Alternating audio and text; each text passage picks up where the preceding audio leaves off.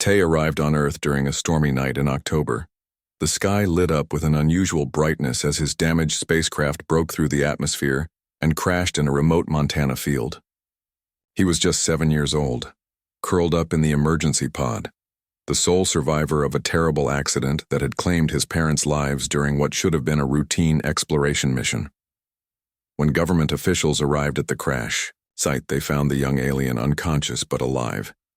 His blue-tinged skin glowed faintly in the darkness, and his chest rose and fell with shallow breaths. They had protocols for many situations, but none for a child from another world. After a brief debate, they transported him to a specialized facility disguised as a children's home on the outskirts of a small town.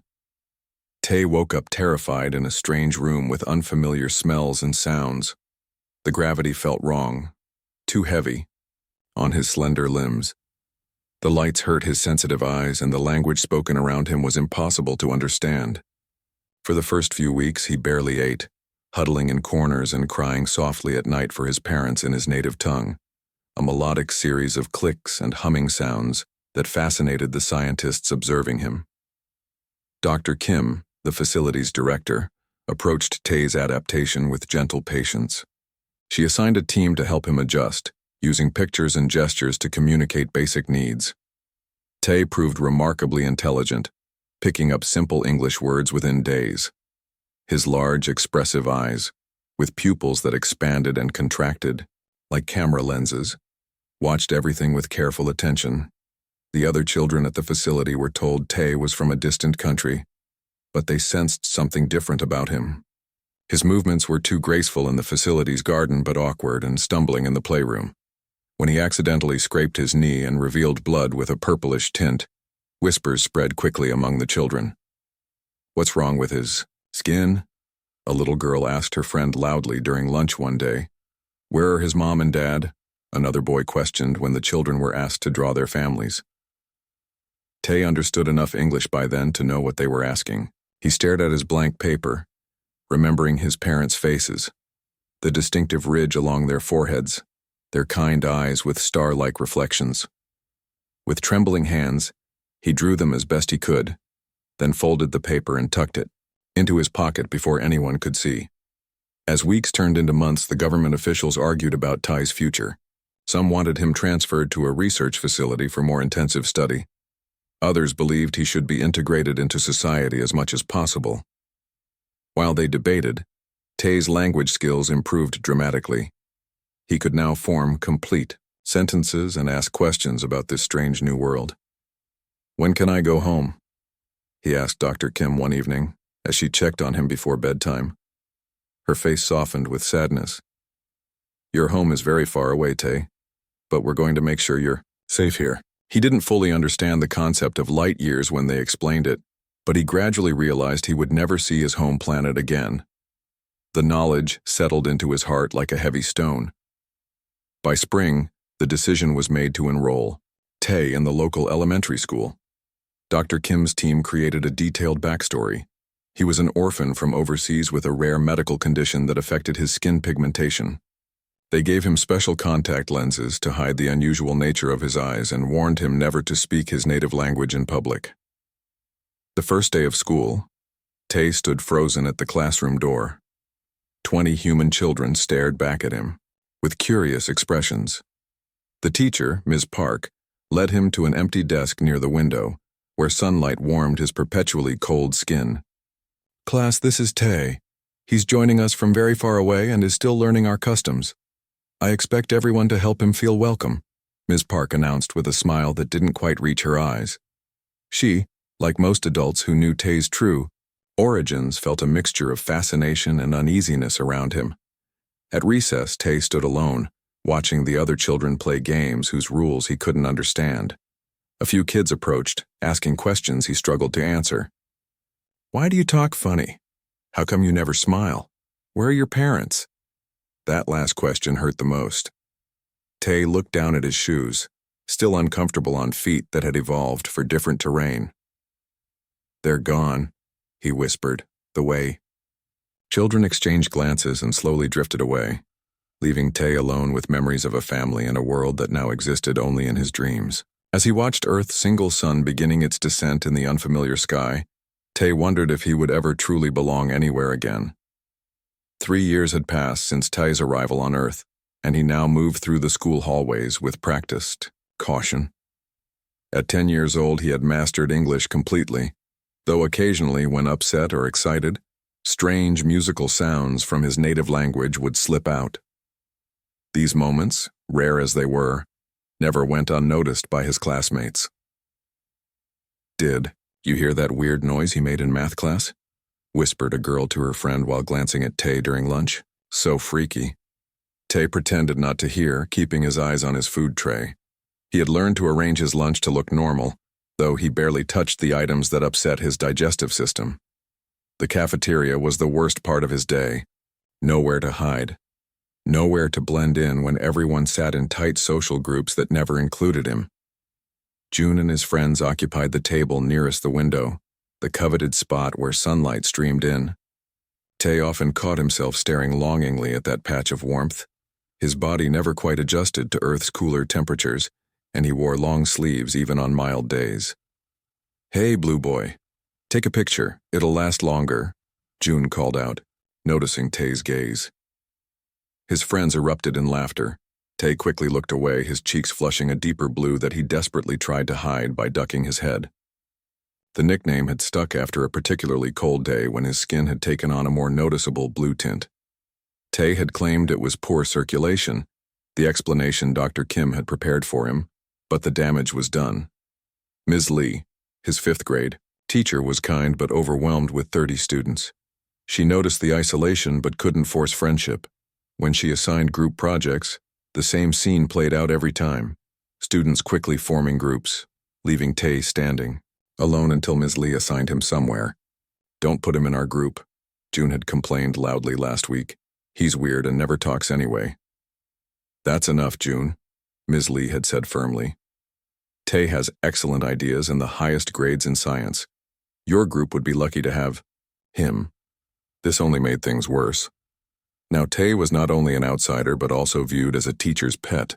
The group had frozen him out completely, taking his written contributions but excluding him from discussions. One Tuesday in late autumn, Tay arrived at school to find a crude drawing taped to his locker. It showed an alien figure standing alone, while stick figures pointed and laughed.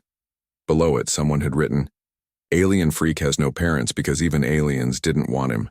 Tears welled in his eyes as he quickly tore it down and crumpled it into his pocket. He had no proof who had done it, but June and his friends were watching from down the hall, barely containing their snickering. The school counselor, Mr. Han, had tried to help. "Sometimes kids pick on others when they feel threatened," he explained, during one of their weekly sessions. "Threatened by what?" Tay asked, genuinely confused. "I don't do anything to them." "By difference," Mr. Han said simply. "You're new, you're very smart, and you keep to yourself. That makes some kids uncomfortable." Tay wanted to laugh at the irony. If they only knew how different he really was, they'd do more than paste cruel notes on his locker. The bullying intensified. After parent-teacher conferences, when everyone's families came to school except for Tay's, Dr. Kim sent a representative from the facility, who spoke briefly with Ms. Lee and left quickly. The whispers spread. Where were his real parents? Why did different adults always show up for him? Was he in some kind of trouble? "My mom says he's probably in witness protection," one boy told the others at recess. "Like his parents were criminals or something." "No way," another disagreed. "My dad works at the hospital. He says Ty has some rare disease and lives in a special home." June, always ready to escalate, added his theory. "I bet his parents just didn't want him." "Who would?" The words reached Tay, who sat alone under a tree reading a book about astronomy. Each night he searched the sky for the distant star system he came from, though Dr. Kim had gently explained it wasn't visible with Earth telescopes. When teachers were watching, the other children maintained a safe distance, not openly cruel, but not friendly either. But moments of unsupervised transition between classes or during bathroom breaks became dangerous territory. "Hey, no parents?" June cornered him one day by the water fountain. "Where'd you come from anyway? Some freak lab?" Tay tried to walk away, but June blocked his path. "I'm talking to you, Blue Boy." "Please move," Tay said quietly, eyes down, knowing any display of emotion might cause his eyes to shift in ways the special contacts couldn't fully hide. "Make me," June challenged, shoving Tay's shoulder. For a brief moment something flashed in Tay's eyes, a glimpse of the physical capabilities his species possessed, strength that could easily overpower the human boy. But as quickly as it came, he suppressed it. Dr. Kim had been clear. Drawing, attention to his differences could put him in danger. Instead, Tay found escape in academics. Math came naturally to him, the universal language. Science fascinated him, though he had to be careful not to reveal knowledge beyond Earth's current understanding. His test scores put him at the top of every class, which earned him quiet respect from teachers but further isolated him from peers. Ms. Choi, the science teacher, became an unexpected ally.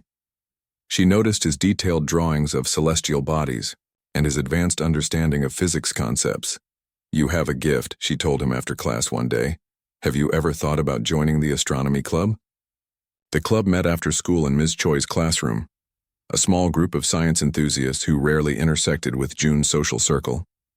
For the first time, Tay found a place where his knowledge was valued, where his fascination with the stars seemed normal rather than strange.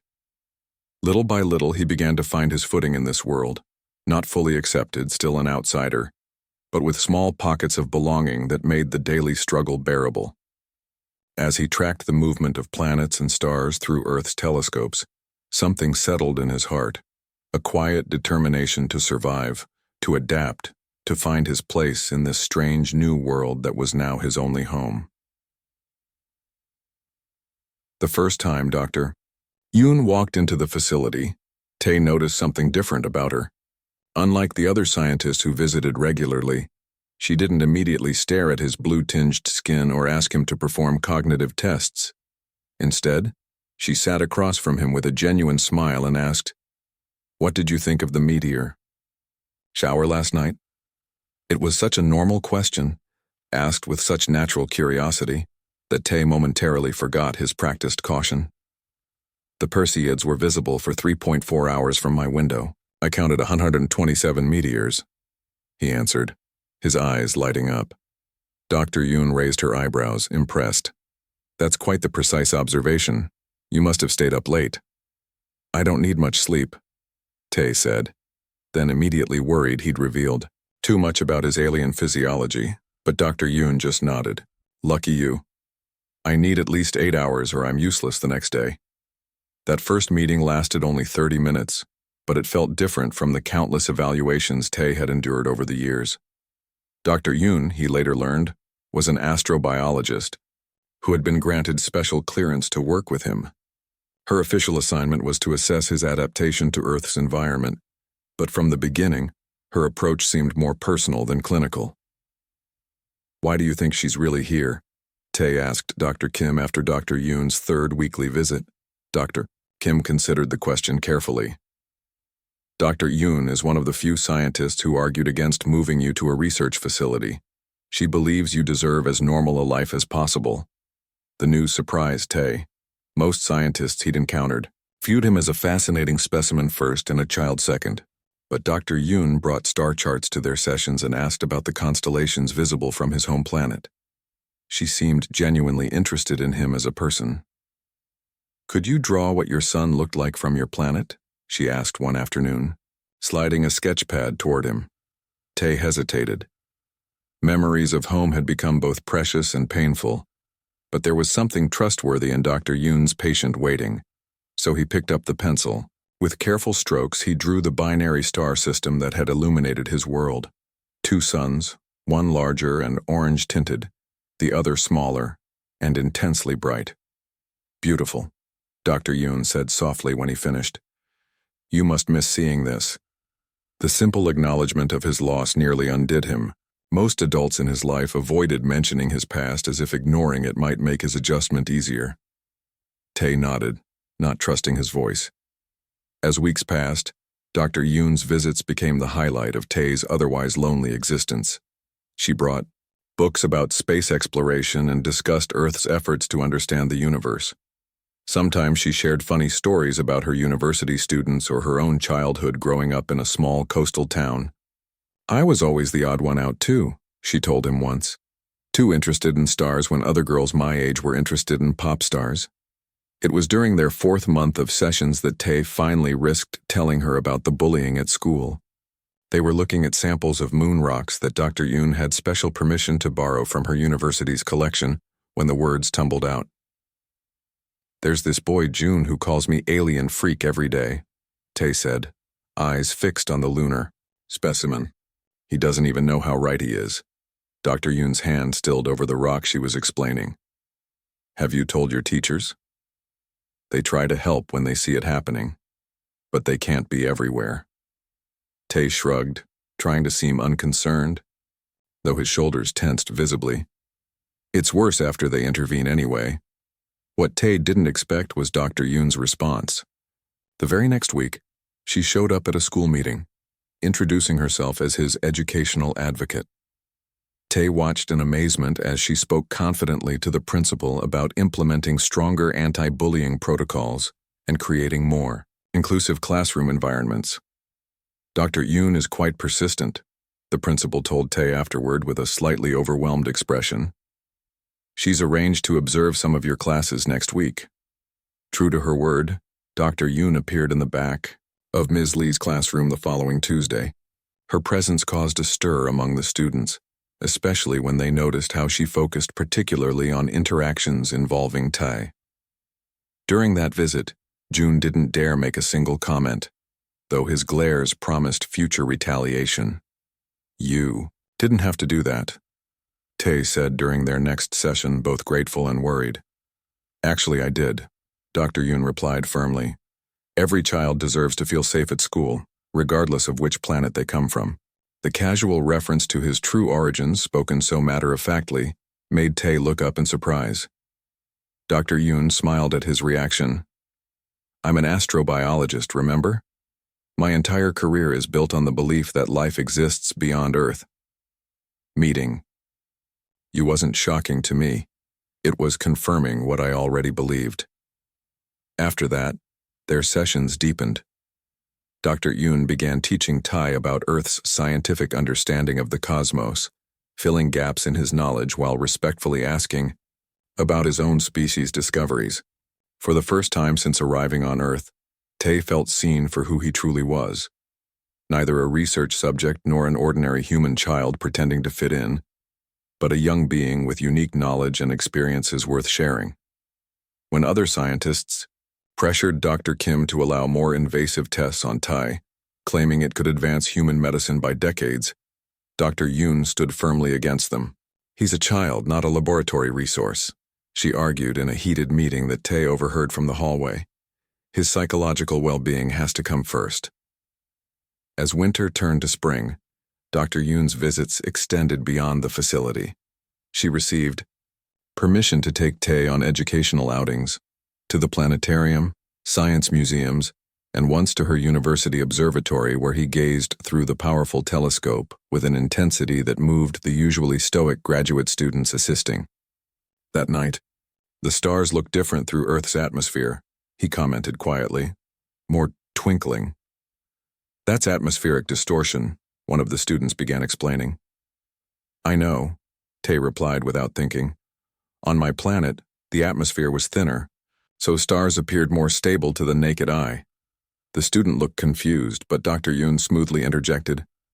"Tay has an impressive theoretical understanding of astronomy." He was explaining how stars would appear through different atmospheric compositions.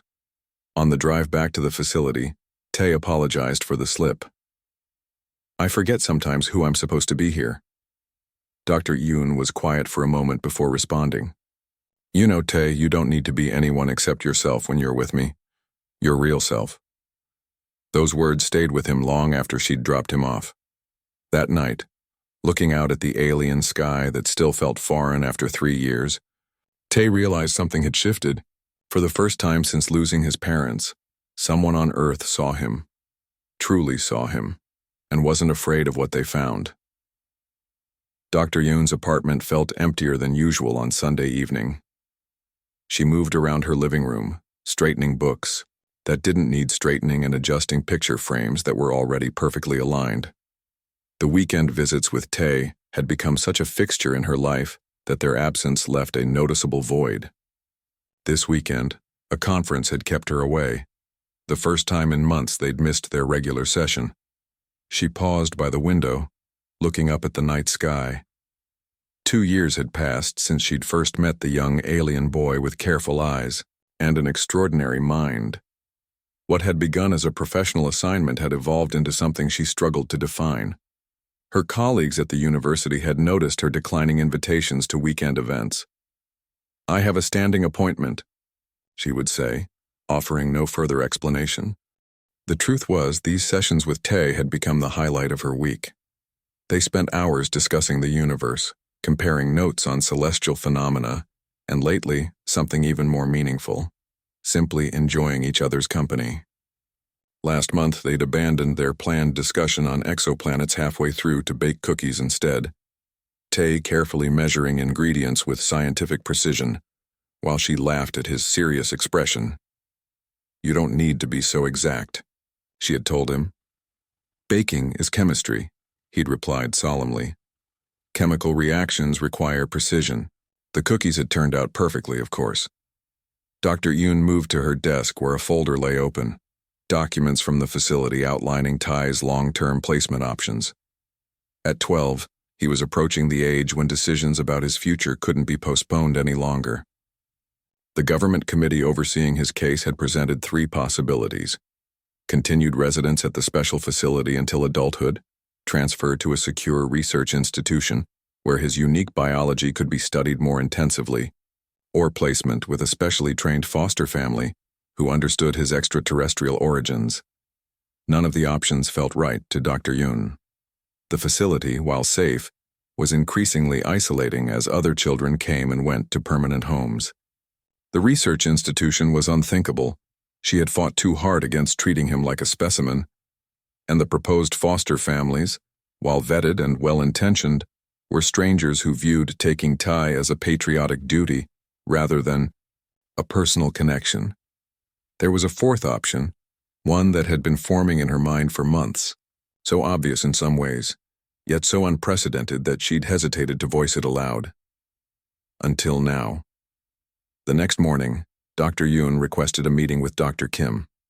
The facility director listened without interruption as Dr. Yoon explained her intention to apply for legal guardianship of Tae.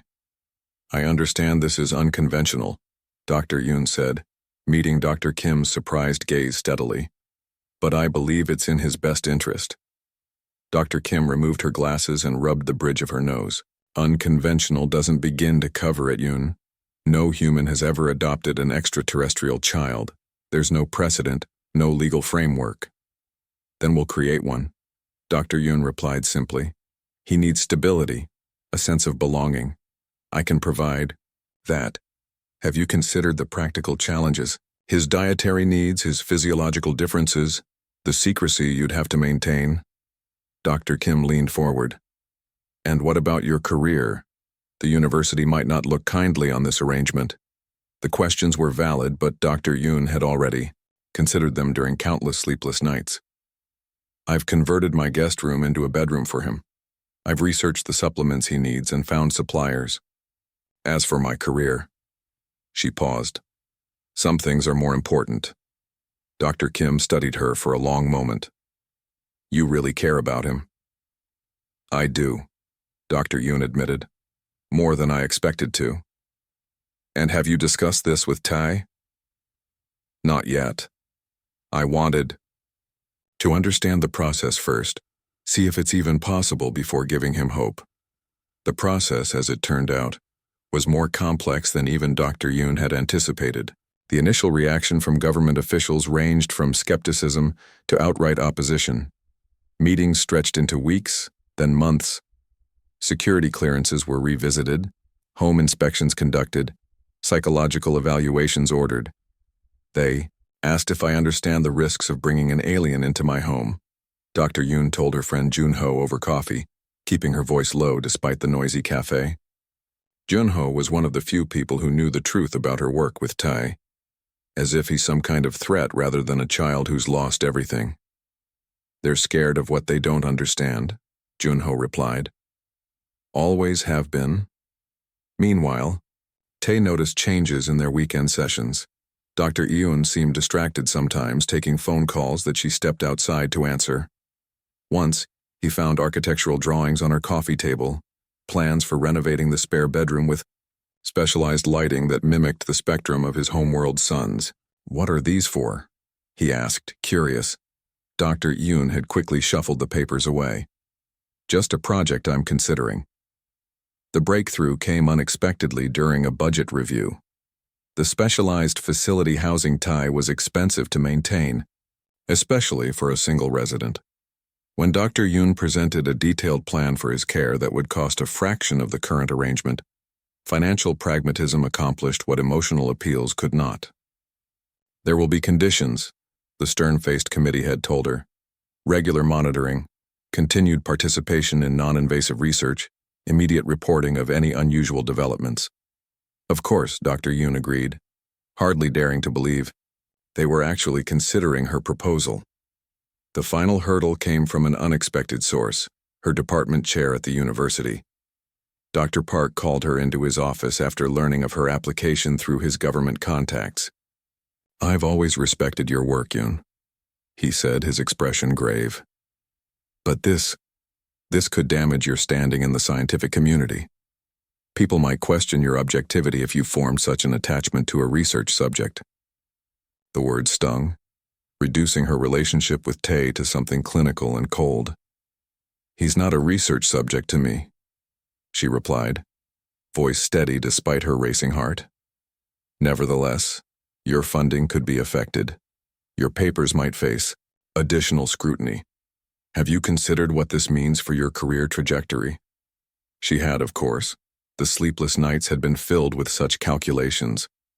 "I have," she said simply. And I'm proceeding with the application." Dr. Park sighed heavily. "I can't protect you from the professional consequences. I'm not asking you to." That evening, sitting on a bench in the facility's garden while Tae pointed out constellations, Dr. Yoon finally gathered her courage. "Tae, there's something important I want to discuss with you." He lowered his hand from where he'd been tracing Cassiopeia's distinctive shape. "Is something wrong? You've been different lately." The perceptiveness was so typical of him, missing nothing, always observing. "Nothing's wrong," she assured him, "but I've been working on something that concerns you." She took a deep breath. "I've applied to become your legal guardian. If approved, you would come live with me, permanently." Tae went very still, his eyes widening slightly, the only visible reaction his careful control allowed. "Live with you outside the facility?" "Yes. You'd have your own room, continue at your school. We'd have proper weekends together, not just these visits." She hesitated. "That's if you want to, of course." "Why?" The question was quiet, genuine curiosity rather than doubt. Dr. Yoon considered her answer carefully. "Because when you're not, around my apartment feels empty. Because I think about things I want to tell you and have to wait until our next session. Because," she smiled slightly, "because I think we're good for each other." Tae looked down at his hands. So similar to human hands, yet subtly different in their joint structure. "What if something goes wrong? What if people find out what I really am?" "Then we'll handle it together," she said firmly. "I'm not naive, Tae. It won't always be easy. But I believe we can make it work." He was quiet for so long that she began to worry she'd overwhelmed him. Finally, he looked up, his eyes reflecting the starlight. "When would this happen? There's still paperwork, approvals. A few months, maybe." Tae nodded slowly, processing the information with his usual thoroughness. Then, in a voice barely above a whisper, he asked the question that revealed the depth of his hopes and fears. "Would I call you Mom?" The simple query caught Dr. Yoon by surprise, emotion tightening her throat. "You could," she managed, "if you wanted to. Or you could call me Yoon." Whatever feels right to you. That night, after returning to her empty apartment, Dr. Yoon found herself standing in the spare room that might become Tae's. The obstacles ahead remained substantial: legal hurdles, professional consequences, the everyday challenges of raising a child from another world. Yet looking at the space she'd already begun to transform in her mind, she felt a certainty that had been missing from her meticulously planned life. Whatever came next, they would face it together. The morning of Tae's 13th birthday dawned, clear and bright. He woke early, as always, his body still attuned to the longer days of his home planet. For a moment he lay still in his bed, taking in the room that had been his for nearly 3 months now. The walls painted a soft blue that reminded him of his homeworld sky, the ceiling dotted with glow-in-the-dark stars arranged in accurate constellations, and the large window that let in maximum sunlight for his photosensitive skin. Today was special not just because it marked 13 years of his life, but because the final adoption papers would be signed this afternoon. After endless bureaucratic delays, psychological evaluations, and legal hurdles, it was finally happening. He would officially become Dr. Yoon's son. The smell of something cooking drifted up from the kitchen. Tae smiled, recognizing the scent of the special protein-rich pancakes Dr. Yoon had perfected for him. Regular flour mixed with supplements that his body needed. He pulled on his favorite sweater and made his way downstairs. "Happy birthday," Dr. Yoon called when she saw him, spatula in hand and wearing an apron with planets printed across it, a gift he'd given her last month. "Thanks," he replied, still somewhat shy about the Earth custom of celebrating birth anniversaries. On his planet, they had marked different milestones, none of which translated well to Earth's calendar. "Big day today," she said, flipping a perfectly golden pancake onto a plate already stacked high. "Not just the birthday, but the hearing, too. How are you feeling?" Tae considered the question as he set the table, placing forks and knives in precise alignment. "Nervous," he admitted. "What if they change their minds?" Dr. Yoon turned off the stove and faced him fully. "They won't. All the hard parts are behind us. Today is just a formality, signing papers and making official what we already know," she smiled, the corners of her eyes crinkling.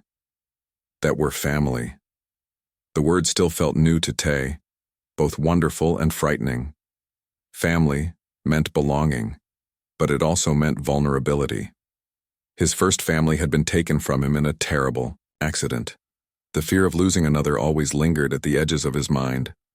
"I got you something," Dr. Yoon said, pulling a small wrapped package from a drawer. "I was going to wait until after the hearing, but I think now is better." Tae accepted the gift, carefully unwrapping it to reveal a simple silver bracelet. Looking closer, he noticed tiny markings etched into the metal. "They're the coordinates," Dr. Yoon explained softly, "of your home star system as viewed from Earth, so you can always remember where you came from while you're here with me." Tears welled in Tae's eyes, not something that happened easily with his different physiology.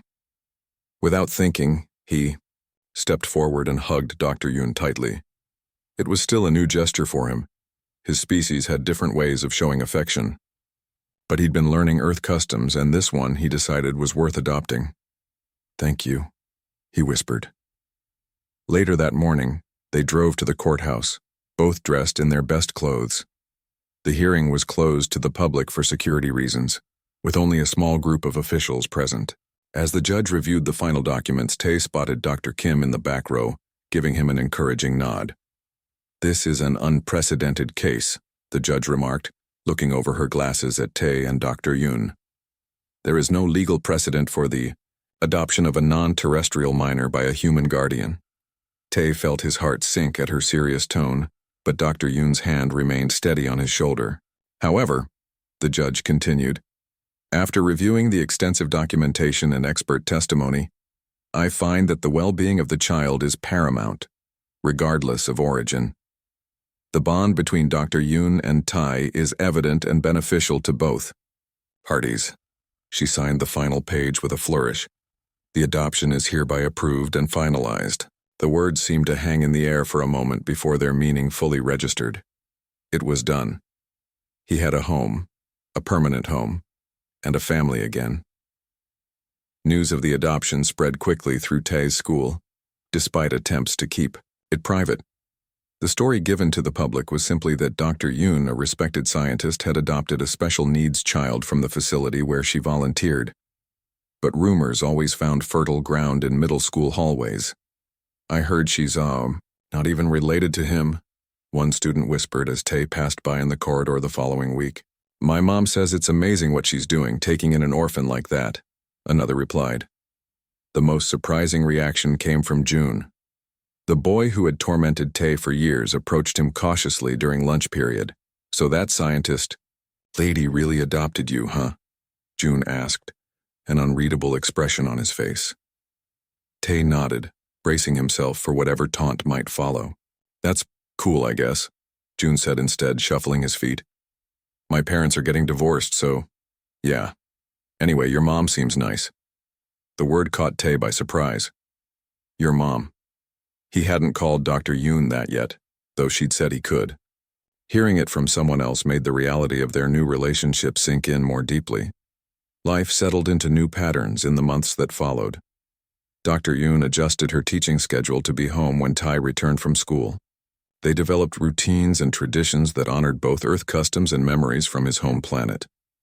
On nights when the sky was clear, they would climb to the rooftop observatory Dr. Yoon had built, a small structure with a powerful telescope and comfortable seating where they could watch the stars together. Tae taught her words from his native language, sounds she couldn't quite reproduce with human vocal cords but tried anyway, making them both laugh at her attempts. They celebrated Earth holidays, decorating a Christmas tree and hiding Easter eggs, but also marked the solstices and equinoxes, which had been significant on Tae's world. On those days, they prepared traditional foods from recipes Tae remembered, adapted for Earth ingredients. The nightmares still came sometimes, vivid dreams of the crash that had brought him to Earth, his parents' faces as they secured him. In the escape pod, their final words that he could still hear if he concentrated hard enough. On those nights when he woke gasping and disoriented, Dr. Yoon would come sit beside him until morning, sometimes reading aloud from books about space exploration, sometimes just being there, in comfortable silence. "Do you think they would be happy about this?" Tae asked one such night, the question he'd held inside for months finally finding voice. "My real parents, I mean. About you adopting me." Dr. Yoon considered the question with the seriousness it deserved. "From everything you've told me about them, they loved you deeply. I believe they would be grateful that you found a safe place to grow up, someone who cares about you." She paused. "And I don't think they would mind being remembered as your first parents rather than your real ones. Family isn't about biology, Tae, or even species, it's about belonging." By the time Tae reached high school, his earlier isolation had gradually given way to cautious friendships. His exceptional mind and growing confidence drew others to him, particularly in the science club where his insights were valued. June, remarkably, had become, if not exactly a friend, then at least no longer an enemy. Dr. Yoon, whom he now sometimes called Mom, especially when they were at home, had been appointed to a special government committee focused on potential extraterrestrial contact protocols. Her experience raising Tae had given her unique perspectives that proved invaluable when, during his senior year, a second alien craft was detected approaching Earth. "They're asking if you'd be willing to help," she told him one evening after a long closed-door meeting. "To be part of the welcome team for the new arrivals. Your experience would be invaluable." Tae looked out at the night sky, touching the silver bracelet he still wore every day. "I remember how scared I was," he said, quietly. "How everything seemed strange and wrong. The gravity, the sounds, the food." He turned back to her. "Yes, I'll help them." And so Tae found himself in a new role, part translator, part cultural ambassador, helping 3 young aliens adjust to life on Earth. The story that had begun with his own terrifying arrival had come full circle, with him now extending the same kindness Dr. Yoon had shown him to others who needed it. You've done an amazing job with them, Dr. Kim told him after watching him patiently explain Earth's complex social rules to the newcomers. Tae smiled, the expression coming naturally now after years of practice. I had a good teacher, he replied, glancing across the room where Dr. Yoon was deep in conversation with government officials. As if sensing his gaze, she looked up and met his eyes, returning his smile with one of her own. In that moment of silent communication across a crowded room, Tae felt the truth of what they had created together. A family bridging worlds, a home spanning the stars,